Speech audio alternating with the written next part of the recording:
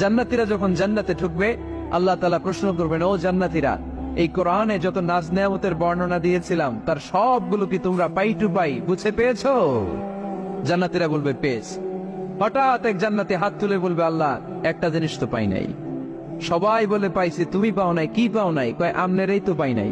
সুবহানাল্লাহ পড়বেন না? আপনাকেই তো পাই নাই। সব দেখলাম, সব খাইলাম, সব দেখলাম, কিন্তু আপনারা তো দেখলাম না।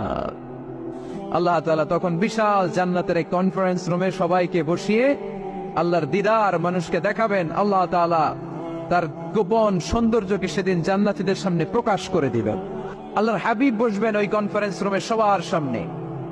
আল্লাহর হাবিবের পেছনে বসবে অন্যান্য নবীরা, তারপরে সোহাদা, সালেহিন, আউলিয়া সবাই বসবে। ওই জান্নাতের কনফারেন্স রুমে আমরাও যেন বসার জায়গায় পাই, আল্লাহ তুমি তৌফিক দিয়ে দিও। আল্লাহ তাআলা অনেকগুলো নূরের পর্দার পেছন থেকে নূরের ঝলকানি মারবেন। ওই ঝলকানি এক মুহূর্তের জন্য দিবেন। এক মুহূর্ত। কয় মুহূর্ত?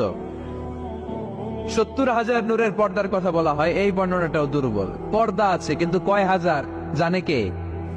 আল্লাহ। ওই পর্দা সরিয়ে আল্লাহ তাআলা সৌন্দর্যের বা নূরের ঝলকানির এক আলোকচ্ছটা জান্নাতীদের সামনে তুলে ধরবেন এক মুহূর্তের জন্য। কয় মুহূর্ত?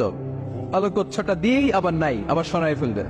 ওই এক মুহূর্ত দেখে জান্নাতীরা পাগল হয়ে যাবে, অপলক নেত্রে তাকিয়ে থাকবে। এইভাবে চোখের পলক ফেলবে না, চোখ মেলে তাকিয়ে আছে। কিন্তু সামনে কিন্তু আল্লাহর নূর আর নাই, কারণ ওইটা আসছিল কয় মুহূর্তের জন্য?